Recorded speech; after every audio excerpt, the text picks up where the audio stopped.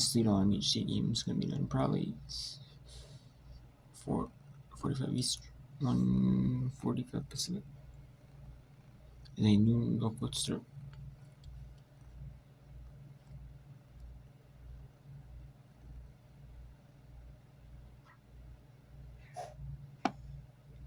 Does Lucas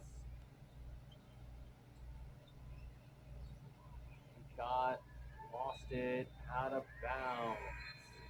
And that turnover sends us to. And there's the media time. I'll take you to. Let's take you to Washington State, Utah State. The famous Idaho Potato Bowl. This year with 60 or more, but he intends to enter the transfer portal and is not playing. So, of course, Bryson Barnes' favorite target, not available in the bowl game. Well, that creates opportunities for other guys. So I look at Anthony Garcia, who'll be at the bottom of your screen, number 10.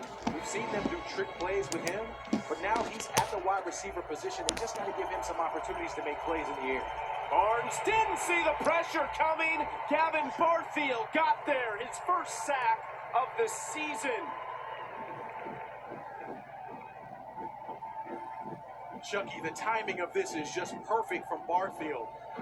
Number 40 on the edge. He waits until the last second when that football is snapped, and the eyes of Barnes are on the other side of the field. He just has no idea that this pressure is coming on his backside. Zero for Washington State is reporting into the game as number 48. The only way he would have seen that is if he had eyes in the back of his head. So it's just an incredible call defensively by Washington State and a great execution from Barfield to pick up the sack. In a lot of Barfield today, we've called his name a number of times as this punt is away toward Tony Freeman and bounces in front of him, taking a Utah State bounce originally down to about the 18-yard line. A step away, Washington State gets the football on the other side.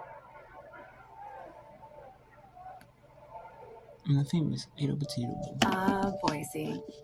That quaint, waiting to be discovered, best-kept secret city, right? Nah, not to brag. Who are we kidding? Totally bragging. There's more to see, do, and share here than cities twice its size. It's a walkable, talkable, eat, drink, and danceable, boostable, postable, shop till you droppable city. You don't just visit Boise, you live it. See for yourself. Visit Boise. Now. When you grow up out here, you learn to tell fact. Fertilizer. Let's go to S&P now at Loyola Chicago. S&P leads 31-23.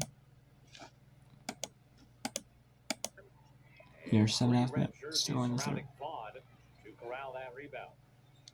Good take by Marcel. I mean, that was an open shot there. One little jab fake, and she flew by her defender. Just couldn't get the shot to fall. Charlton over to Shields. Now low, it's Niore. Kept alive, and Kyra Perkins now. Out of bounds to the Ramblers.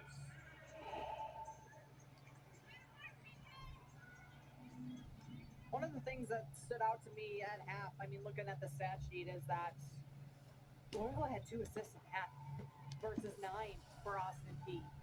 I mean, you need to have more than just 2 assists in a half of a basketball game. So Loyola needs to do a little bit better job of sharing the ball and not relying on isolation or shot creation in that manner, but shot creation from cutting and screening and all of that good stuff.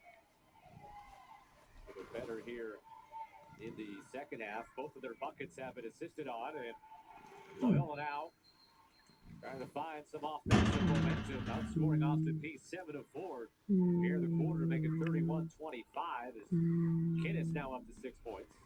Yeah, 5 of those 7 in this quarter come from Kinnis. She hit that 3, and it's like she just needed to see one go down because another quick bucket after.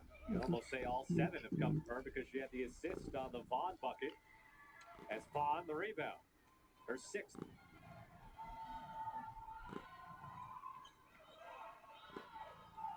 Set. They'll back it out. Down to a 6-point game.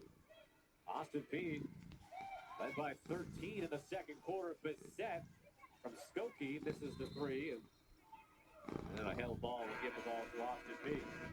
We see it every game, but I mean, that was pretty much from scope. The set has unlimited range to her, and she is not afraid to fire from anywhere on the floor. I've been thinking about it. I mean, to the right here, out the out the tunnel, You got your to geography. the left on your screen. That's you won't go that way to go to the water. Close enough.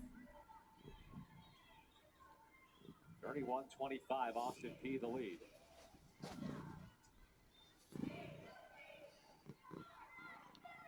Ball in the hands of Jemiah Branton. Loyola in a 2-3 here. And it confuses Austin Peay enough to turn them over for the 9th time in the game.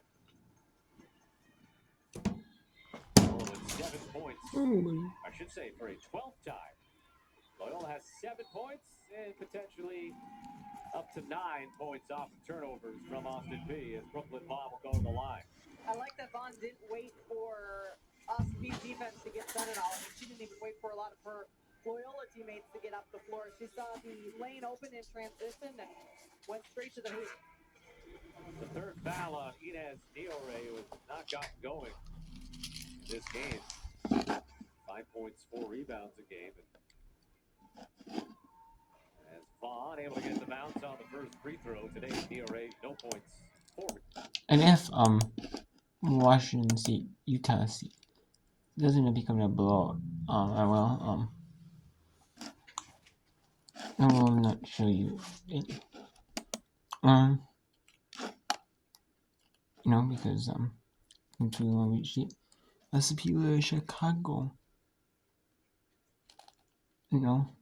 so because I can't shoot all the me Indiana State. And the last, for some reason, Western Michigan Hendrix College Little Rock is on the same time as and so it's a little bit of Seahawks crane, and the same time as a famous Idaho Potato Bowl.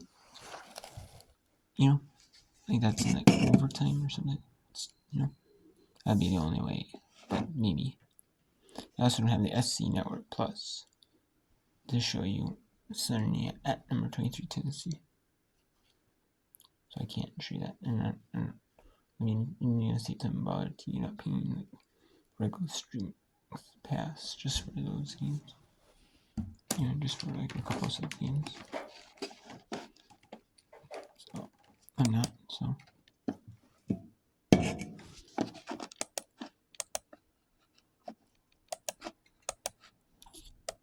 Pepe has the. That's it. After review, defensive player number 18 forcibly contacted the head of the receiver with his forearm. Therefore, the ruling on the field of targeting is upheld. Number 18 has been disqualified. That's such a tough one for Utah It's a State tough break for Frank Larson for sure. To be disqualified for this play, and I understand you're trying to make the game safer, but this collision right now, it's not egregious. He's not trying to take his head off. He's just trying to play football. So I'm not exactly sure what the coaching moment is for Ike Larson and for other safeties as you're coming across, what to actually do. You're trying to dislodge the football. You don't want him to catch it. You're not close enough to knock the football down. So you hit the guy to try to get the football loose.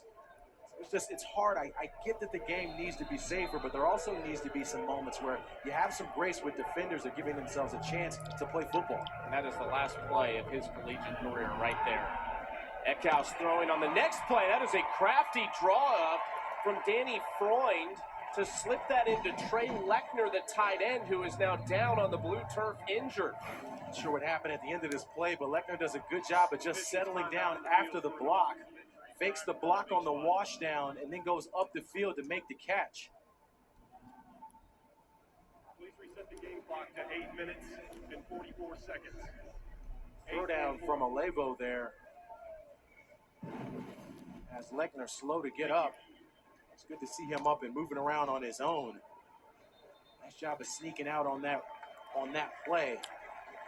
Trey Lechner.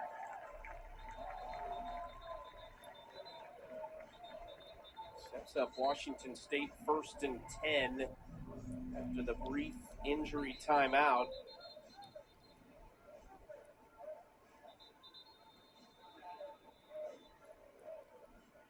We've seen this offense here in this third quarter really rely on the run, thinking that their offensive line is going to win at the line of attack and at the line of scrimmage. Angel Johnson's back in the game. You have to assume they're handing the football off to him. It's actually first and goal right at the 10. They do go to Johnson, who dives ahead for about 2 or 3 yards. With how well they've been running the football, it really just opens up the playbook for the Cougars, especially that play action game here in the red zone. You got Tony Freeman coming back in the game, number 0. He's a guy they like to target in this area. He's in the trip spot at the bottom of the screen. Johnson the back next to Eckhouse, looking for his 3rd touchdown pass of the day. Eckhouse into the end zone. It's Freeman, and he did not catch it. They say it hit the ground. Yeah, good though. That's good. They thought they had a touchdown at Darius for just a moment. It looked like Tony Freeman hauled that in. This would have been an incredible catch should he have been able to make it and secure it. It's an errant throw from Eckhouse here because Freeman's wide open on the outside. He just put a little bit too much air on it. He bobbled it. You see that ball bounce off the ground. Further discussion, the ruling on the field is a touchdown. The ruling on the field of a touchdown is under further review. Maybe that bounced off his hand, like a finger was there to keep that up. Ooh. This is going to be a tough one here as they take a look at this because from one angle it just looks like the ball bounces. Heck of a play there by Freeman. But that ball hits the turf and moves around. That's close. We can't get Jerry to have some thoughts on this. Jerry, you had a chance to take a look. What are your thoughts?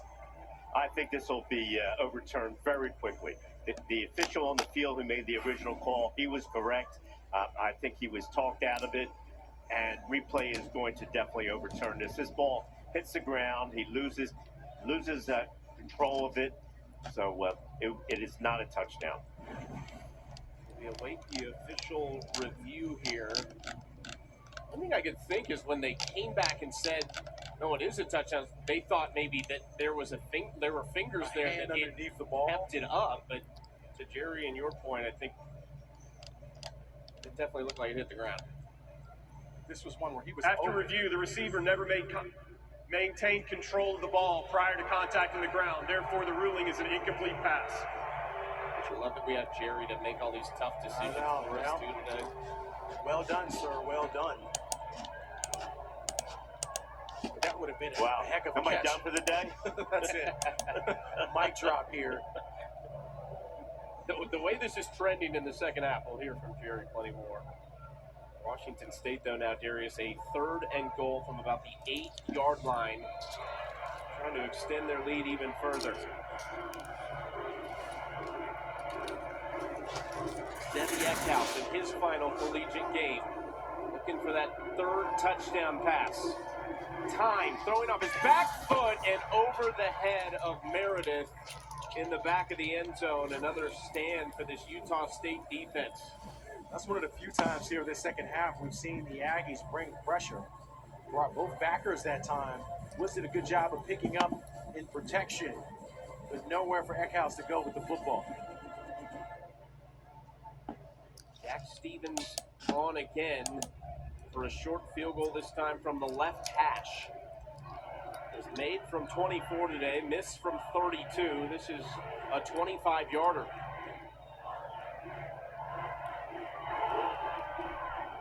And again, he connects to make it 20-0 Washington State over Utah State. The Aggies offense continues to struggle. They'll get another chance coming up next.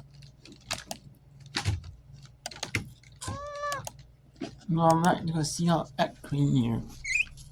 What's the time? 7.7 seconds on this first quarter.